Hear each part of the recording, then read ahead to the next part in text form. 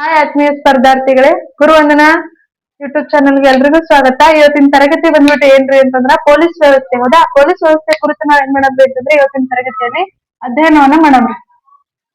Police ವ್ಯವಸ್ಥೆ. ಹೌದಾ, police ವ್ಯವಸ್ಥೆ ಯಾವಾಗ ಜಾರಿ ಬಂತು, ಯಾರ್ ಜಾರಿ ತಂದ್ರು, ಮತ್ತು ಪೊಲೀಸ್ ವ್ಯವಸ್ಥೆಯ ಮುಖ್ಯಸ್ಥರಾಗಿರ್ತಾರ, ಮತ್ತೆ ಕರ್ನಾಟಕದಲ್ಲಿ ಕಂಡು ಬರ್ತಕ್ಕಂತ ಪೊಲೀಸ್ ವಲಯಗಳನ್ನ ಕುರಿತು ಇವತ್ತು ಏನ್ ಮಾಡಮ್ರಿ ಅಂತಂದ್ರ ಅಧ್ಯಯನವನ್ನ ಮಾಡಮ್ರಿ. ಹೌದಾ, ಪೊಲೀಸ್ ವ್ಯವಸ್ಥೆ ಮೊಟ್ಟ ಮೊದಲ ಬಾರಿಗೆ ಭಾರತದಲ್ಲಿ, ಹೌದಾ, ಭಾರತದಲ್ಲಿ ಮೊದಲು ಪೊಲೀಸ್ ವ್ಯವಸ್ಥೆಯನ್ನು ಜಾರಿಗೆ ತಂದಿದ್ದು.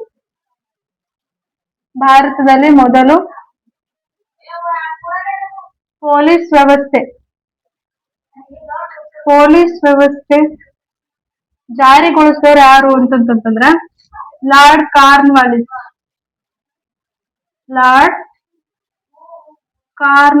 ಅಂತ ನೋಡ್ತೀವಿ. ಲಾರ್ಡ್ ಕಾರ್ನ್ವಾಲಿಸ್ ಅವರು 1861 ಕಾಯ್ದೆಯ ಪ್ರಕಾರ ಏನ್ ಮಾಡ್ತಾನೆ ಅಂತಂದ್ರೆ ಭಾರತದಲ್ಲಿ ಪೊಲೀಸ್ ವ್ಯವಸ್ಥೆಯನ್ನ ಜಾರಿಗೆ ತರ್ತಾನೆ. ಅದೇ ರೀತಿ ಕರ್ನಾಟಕದಲ್ಲಿ ಯಾವ ಜಾರಿ ತಂದ್ರು?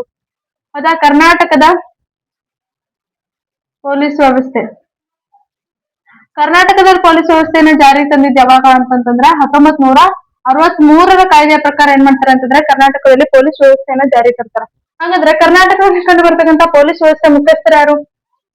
ಹೌದಾ, ಪೊಲೀಸ್ ವ್ಯವಸ್ಥೆ ಮುಖ್ಯಸ್ಥರು ಯಾರಾಗಿರ್ತಾರ ಅಂತಂದ್ರೆ ಡಿಜಿಪಿ. ಡಿಜಿಪಿ ಅಂತಂದ್ರೆ ಡೈರೆಕ್ಟರ್ ಜನರಲ್ ಆಫ್ ಪೊಲೀಸ್ ಅವರು ಕರ್ನಾಟಕದ ಪೊಲೀಸ್ ವ್ಯವಸ್ಥೆ ಮುಖ್ಯಸ್ಥರಾಗಿರ್ತಾರ. ಪ್ರಸ್ತುತ ಪೊಲೀಸ್ ವ್ಯವಸ್ಥೆ ಮುಖ್ಯಸ್ಥರು ಯಾರ ಅಂತಂದ್ರೆ ಎಂ ಎ ಸಲೀಂ ಪ್ರಸ್ತುತ ಕರ್ನಾಟಕದ ಡಿಜಿಪಿ ಅಂತ ನೋಡ್ತೀವಿ. ಹೌದಾ, ಕರ್ನಾಟಕದಲ್ಲಿ ಕಂಡು ಬರ್ತಕ್ಕಂಥ ವಲಯಗಳು, ಪೊಲೀಸ್ ವಲಯಗಳು.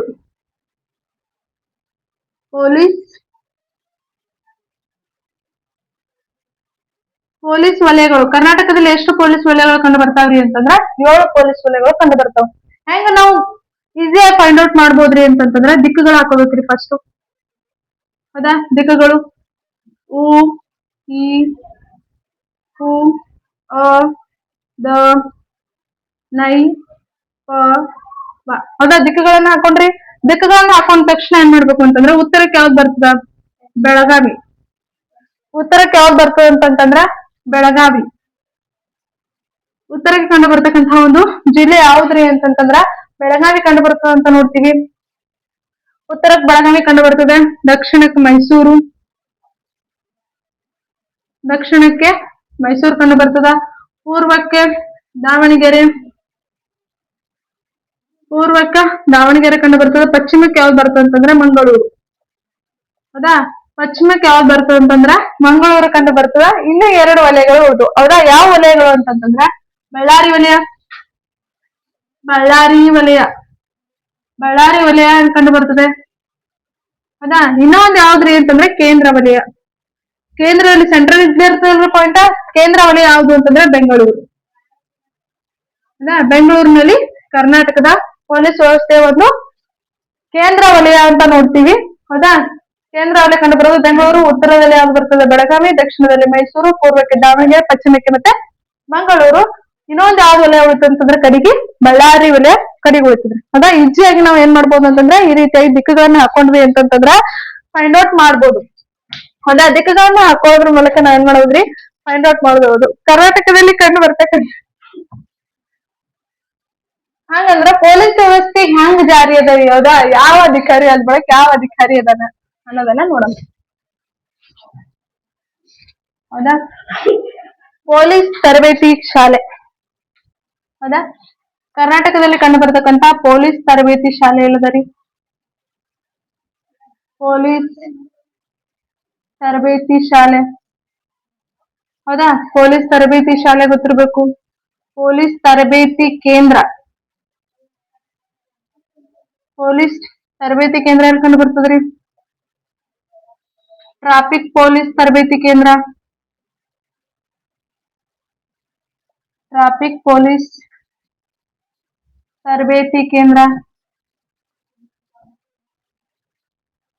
DR ಪೊಲೀಸ್ ತರಬೇತಿ ಕೇಂದ್ರ.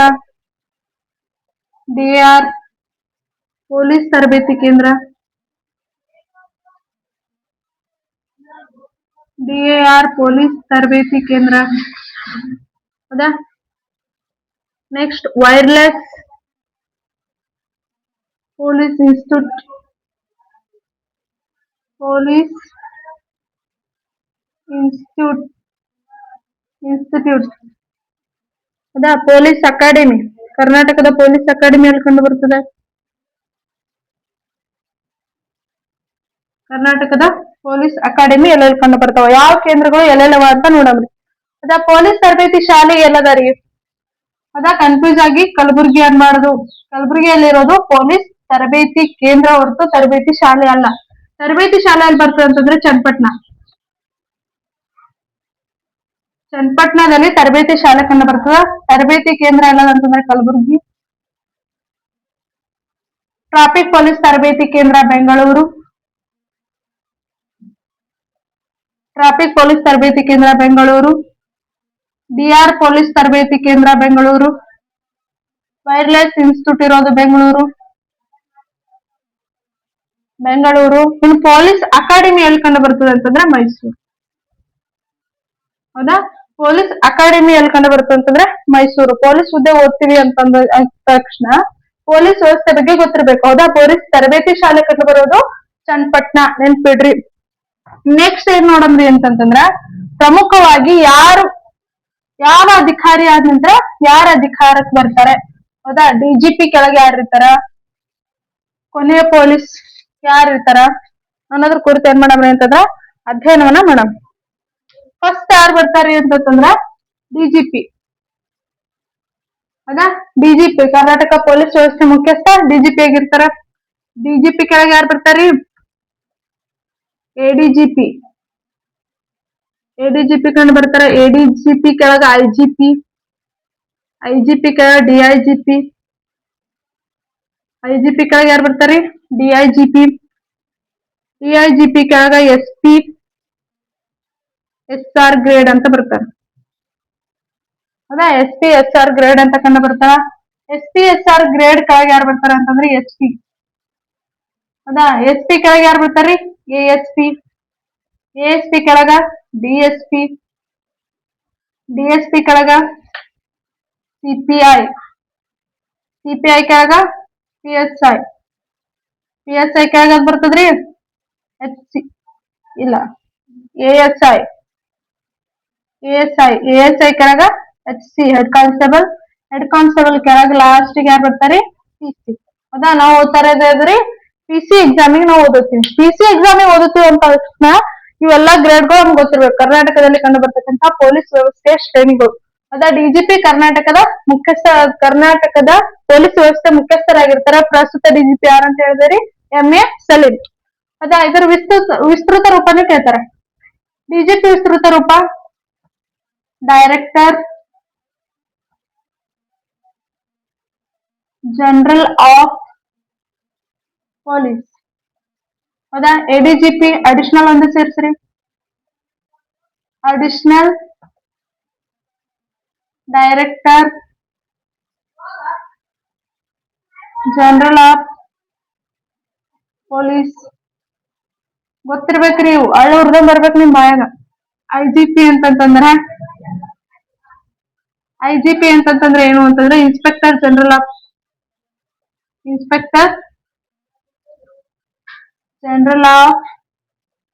Police.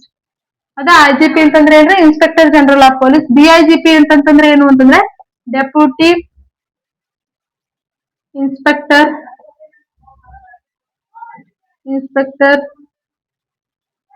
General of police. SP ಅಂತಂದ್ರೆ ಎಲ್ಲರಿಗೂ ಗೊತ್ತಿರ್ತದ್ರಿ. ಏನ್ರಿ SP ಅಂತಂದ್ರೆ? Superintendent of police.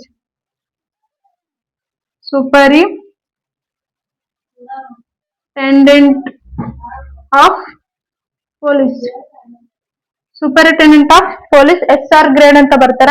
ಇವ್ರ ಕೆಳಗೆ ಬರೋದು ಯಾರು ಅಂತಂದ್ರೆ ಸೂಪರಿಂಟೆಂಡೆಂಟ್ ಆಫ್ ಪೊಲೀಸ್. SP ಕಂಡು ಬರ್ತಾರ. ಅವ್ರ ಕೆಳಗೆ ಯಾರು ಬರ್ತಾರಿ? Additional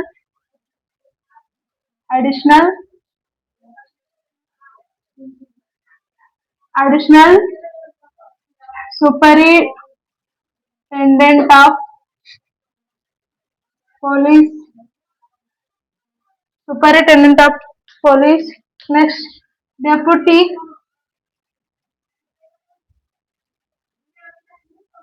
superintendent of police. CPI ಅಂತಂದ್ರೆ ಸರ್ಕಲ್ ಪೊಲೀಸ್ ಇನ್ಸ್ಪೆಕ್ಟರ್.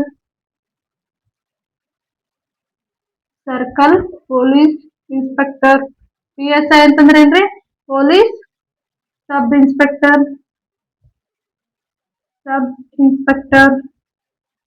ASI ಅಂತಂದ್ರೆ ಏನ್ರಿ?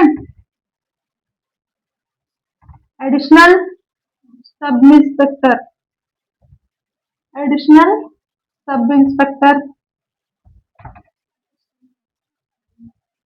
ಅದ ಅಸಿಸ್ಟೆಂಟ್ ಸಬ್ ಇನ್ಸ್ಪೆಕ್ಟರ್ ಅಂತ ನೋಡ್ತೀವಿ, ಅಡಿಷನಲ್ ಅಲ್ಲ, ಅಸಿಸ್ಟೆಂಟ್ ಸಬ್ ಇನ್ಸ್ಪೆಕ್ಟರ್. SC ಅಂತಂದ್ರೆ ಯಾರಿ? Head constable. PC ಅಂತ ಗೊತ್ತಿದ್ದೀವಿ ಏನ್ರಿ? PC ಅಂತಂದ್ರ ಪೊಲೀಸ್ ಕಾನ್ಸ್ಟೇಬಲ್. ಹೌದಾ? ಯಾವ ರೀತಿಯಾಗಿ ಸರಳಿಕೆ ಮುಖಾಂತರ ಕ್ರಮಾನುಗತವಾಗಿ ಯಾವ ಅಧಿಕಾರಿ ಆಗ್ಬೇಕು, ಯಾವ ಅಧಿಕಾರಿ ಬರ್ತಾರ ಅನ್ನೋದು ಗೊತ್ತಿರ್ಬೇಕು. ಹೌದಾ? ಹಂಗಂದ್ರೆ ಈಗ ಚಿಹ್ನೆಗಳು ಯಾವ ಇರ್ತಾವ್ರಿ? ಹೌದಾ? ಚಿಹ್ನೆಗಳು ಗೊತ್ತಿರ್ಬೇಕ್ರಿ. ಒಂದ್ಸಲ ಎಕ್ಸಾಮ್ ಅಲ್ಲಿ ಚಿಹ್ನೆಗಳನ್ನ ಕೇಳ್ತಾನ. BJP ಏನ್ ಚಿಹ್ನೆ ಇರ್ತದ ಅಂತಂದ್ರೆ ರಾಷ್ಟ್ರ ಲಾಂಛನ. ಅದ ರಾಷ್ಟ್ರ ಲಾಂಛನ ಅಂತ ಎಲ್ಲರಿಗೂ ಗೊತ್ತಿರ್ತದ್ರಿ. ನಾಲ್ಕು ಮುಖದ ಸಿಂಹ ಇರ್ತದೆ. ಮತ್ತೆ ಏನಿರ್ತದೆ ಅಂತಂದ್ರೆ ಈ ರೀತಿಯಾದಂತಹ ಒಂದು ಚಿಹ್ನೆ ಇರ್ತದೆ. ಯಾರಿಗೆ? DGP ಅವರಿಗೆ ಏನಿರ್ತದ್ರೆ ಒಂದು ರಾಷ್ಟ್ರ ಲಾಂಛನ ಇರ್ತದೆ. ಮತ್ತೆ ಈ ರೀತಿಯಾಗಿರ್ತಕ್ಕಂತಹ ಒಂದು ಆರೋ ಮಾರ್ಕ್ ಚಿಹ್ನೆ ಇರ್ತದೆ. ADGP ಅವ್ರಿಗೂ ಸೇಮ್ ಇರ್ತದೆ, ಒಂದು ರಾಷ್ಟ್ರ ಲಾಂಛನ ಇರ್ತದೆ, ಮತ್ತೆ ಈ ರೀತಿಯಾಗಿರ್ತಕ್ಕಂತಹ ಚಿಹ್ನೆ ಇರ್ತದ. IGP ಅವ್ರಿಗೆ ಏನಿರ್ತದ ಅಂತಂದ್ರ ಈ ರೀತಿಯಾದಂತಹ ಒಂದು ಚಿಹ್ನೆ ಇರ್ತದ್ರಿ. ಒಂದ್ ಸ್ಟಾರ್ ಇರ್ತದೆ, ಮತ್ತೆ ಈ ರೀತಿಯಾಗಿರ್ತಕ್ಕಂತಹ ಒಂದು ಚಿಹ್ನೆ ಇರ್ತದ ಅಂತ ನೋಡ್ತೀವಿ. ನೆಕ್ಸ್ಟ್ IGP ಆದ್ಮೇಲೆ DIGP ಬರ್ತಾರೆ. DIGP ಏನಿರ್ತದೆ ಅಂತಂದ್ರೆ ರಾಷ್ಟ್ರ ಲಾಂಛನ ಇರ್ತದೆ. ಹೌದಾ? ರಾಷ್ಟ್ರ ಲಾಂಛನ ಇರ್ತದೆ. ಇವರಿಗೆ 3 ಸ್ಟಾರ್ ಇರ್ತದೆ. ವಿತ್ ರಾಷ್ಟ್ರ ಲಾಂಛನ 3 ಸ್ಟಾರ್ ಇರ್ತಾವ. SP SR ಗ್ರೇಡ್ ಅವರಿಗೆ ರಾಷ್ಟ್ರ ಲಾಂಛನ. ಹೌದಾ? ರಾಷ್ಟ್ರ ಲಾಂಛನ ಬಿಡ್ಸಕ್ ಬರಂಗಿಲ್ರಿ, ಹಂಗಾಗಿ ಈ ರೀತಿ ಚಿಹ್ನೆ ಕೊಡ್ಲತ್ತೀನಿ, ನೆನ್ಪಿಡ್ರಿ. SP SR ಗ್ರೇಡ್ ಏನಿರ್ತದೆ ಅಂತಂದ್ರೆ ರಾಷ್ಟ್ರ ಲಾಂಛನ ಇರ್ತದೆ, ಮತ್ತೆ 2 ಚಿಹ್ನೆ ಇರ್ತಾವ. ರಾಷ್ಟ್ರ ಲಾಂಛನ ಇರ್ತದೆ, ಮತ್ತೆ 2 ಚಿಹ್ನೆ ಇರ್ತಾವ ಅಂತ ನೋಡ್ತೀವಿ. SP ಗೆ ಏನಿರ್ತದ? ಹೌದಾ? SP ಅವ್ರಿಗೆ ಏನ್ ಕಂಡು ಬರ್ತದ ಅಂತಂದ್ರ ಇವರಿಗೆ ರಾಷ್ಟ್ರ ಲಾಂಛನ ಇರಂಗಿಲ್ಲ. ಹೌದಾ? ರಾಷ್ಟ್ರ ಲಾಂಛನ ಇರ್ತದೆ, ಮತ್ತೆ ಒಂದೇ ಒಂದು ಸ್ಟಾರ್ ಇರ್ತದೆ. ರಾಷ್ಟ್ರ ಲಾಂಛನ ಇರ್ತದೆ, ಮತ್ತೆ ಒಂದೇ ಒಂದು ಸ್ಟಾರ್ ಇರ್ತದೆ. ASP ಗೆ ಏನಿರ್ತದ್ರಿ? ಬರೀ ಒಂದು ಲಾಂಛನ ಅಷ್ಟೇ ಇರ್ತದೆ. ASP ಗೆ ಬರೀ ಒಂದು ಲಾಂಛನ ಇರ್ತದ. DSP ಗೆ ಹೆಂಗ್ ಬರ್ತಾವ್ರಿ? 3 ಸ್ಟಾರ್. ಕರೆಕ್ಟ್ ರೀ? ಅದಾ 3 ಸ್ಟಾರ್ ಏನ್ ಮಾಡ್ತಾವ ಅಂತಂದ್ರ ಕಂಡು ಬರ್ತಾವ. CPI ಗೂ 3 ಸ್ಟಾರ್ ಕಂಡು ಬರ್ತಾವ್ರಿ. ಕಂಡು ಬರ್ತಾವ. PSI ಗೊತ್ತೇ ಅದರಿ, ಡಬಲ್ ಸ್ಟಾರ್, ಕನಸಿನ ಹುದ್ದೆ ರೀ ನಮ್ದು. ಹೌದಾ? PSI ಡಬಲ್ ಸ್ಟಾರ್ ಅಂತ ನೋಡ್ತೀವಿ. ASI ಗೆ ಒಂದೇ ಸ್ಟಾರ್ ಇರ್ತದೆ. ಹಂಗಂದ್ರೆ ಹೆಡ್ ಕಾನ್ಸ್ಟೇಬಲ್ ಗೆ ಏನಿರ್ತದ್ರಿ? ಹೌದಾ? ಗೊತ್ತಿರ್ಬೇಕ್ರಿ. ಹೆಡ್ ಕಾನ್ಸ್ಟೇಬಲ್ ಗೆ ಏನಿರ್ತದ್ರಿ? ಹೆಡ್ ಕಾನ್ಸ್ಟೇಬಲ್ ಗೆ ಯಾವ ರೀತಿಯಾಗಿ ಇರ್ತದಂತಂದ್ರೆ ಈ ರೀತಿಯಾದಂತಹ ಒಂದು ಚಿಹ್ನೆ ಇರ್ತದೆ. ಈ ರೀತಿಯಾಗಿರ್ತಕ್ಕಂಥ ಚಿಹ್ನೆ ಇರ್ತದೆ. ಯಾವ ಕಲರ್ನಾಗ ಇರ್ತದ ಅಂತಂದ್ರೆ ರೆಡ್ ಕಲರ್ನ ಚಿಹ್ನೆ ಇರ್ತದೆ. ಹೆಡ್ ಕಾನ್ಸ್ಟೇಬಲ್ ಅವರಿಗೆ ಈ ರೀತಿಯಾಗಿರ್ತಕ್ಕಂಥ ಚಿಹ್ನೆ ಇರ್ತದೆ. ಯಾವ ಕಲರ್ನಾಗ ಇರ್ತದ್ರಿ ಅಂತಂದ್ರ ರೆಡ್ ಕಲರ್ನಾಗ ಚಿಹ್ನೆ ಇರ್ತದ. PC ಗೆ ಏನಿರ್ತದ್ರಿ? ಹೌದಾ? PC ಗೆ ಯಾವ್ದೇ ರೀತಿಯಾದಂತ ಚಿಹ್ನೆ ಇರಂಗಿಲ್ಲ, ಯೂನಿಫಾರ್ಮ್ ಇರ್ತಾವ. ಹೌದಾ? ಅದೇ ಯೂನಿಫಾರ್ಮ್ ಎಷ್ಟು ಒಂದ್ ನಮ್ದು ಏನಾಗ್ತದೆ, ಗೌರವ ಮತ್ತೆ ಘನತೆಯನ್ನ ಹೆಚ್ಚಿಗೆ ಮಾಡ್ತಾರೆ. ಹೌದಾ? ನಾವು ಓದುತ್ತಿದ್ದು PC ಗೆ, ಬಟ್ ಗೊತ್ತಿರಬೇಕು ಯಾರು ಅಧಿಕಾರಿ ಆಗ್ಬೇಕು, ಯಾವ ಅಧಿಕಾರಿ ಬರ್ತಾರೆ, ಮತ್ತೆ ಆ ಅಧಿಕಾರಿಗ ಭುಜದ ಮೇಲೆ ಇರ್ತಕ್ಕಂಥ ಚಿಹ್ನೆಗಳು ಸಹಿತ ನಮ್ಗ ಗೊತ್ತಿರ್ಬೇಕು. ಹೌದಾ?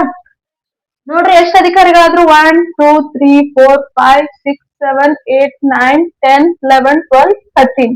13ನೇ ಸ್ಥಳದಲ್ಲಿ, ಅತ್ಯಂತ ಕೆಳ ಸ್ಥಳದಲ್ಲಿ ಇರ್ತಕ್ಕಂತಹ ಒಂದು ಚಿಹ್ನೆಯನ್ನ ನಾವೇನ್ ಮಾಡ್ತೇವ್ರಿ, ಈ ಎಕ್ಸಾಮ್ಗೆ ಪ್ರಿಪರೇಷನ್ ಆಲತ್ತೀವಿ ಅನ್ನೋದು ಗೊತ್ತಿರ್ಬೇಕ್ರಿ. ಹೌದಾ?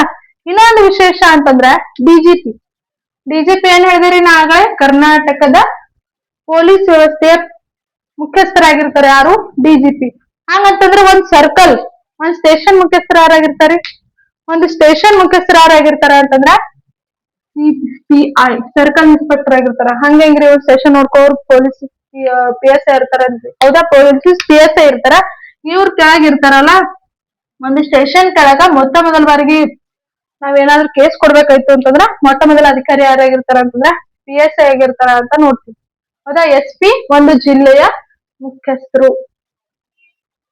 ಹೌದಾ? ಒಂದು ಜಿಲ್ಲೆಯಲ್ಲಿ ಕಂಡು ಬರ್ತಕ್ಕಂತ ಎಲ್ಲಾ ಪೊಲೀಸ್ ವ್ಯವಸ್ಥೆ ಮುಖ್ಯಸ್ಥರಾಗಿರ್ತಾರೆ ಅಂದ್ರೆ SP, ರಾಜ್ಯದ ಬಂದ್ರ DGP, ಮತ್ತೆ ಒಂದು ಸ್ಟೇಷನ್ ಬಂದ್ರೆ CPI ಮತ್ತು PSI ಅನ್ನೋದು ಗೊತ್ತಿರ್ಬೇಕ್ರಿ. ಹೌದಾ? ಇವತ್ತಿಗೆ ಸಾಕ್ರಿ. ಏನು ಅಂತಂದ್ರೆ ನಮ್ ಪೊಲೀಸ್ ವ್ಯವಸ್ಥೆ ಯಾವಾಗ ಬಂತು, ಕರ್ನಾಟಕದ ಪೊಲೀಸ್ ವಲಯಗಳು ಯಾವುವು, ಕರ್ನಾಟಕದ ಪೊಲೀಸ್ ಸ್ತರಗಳು ಯಾವ ರೀತಿಯಾಗಿರ್ತಾವ ಅಂತಕ್ಕಂಥದ್ದು ಗೊತ್ತಿರ್ಬೇಕ್ರಿ. ಹೌದಾ? ಥ್ಯಾಂಕ್ಸ್ ರೀ.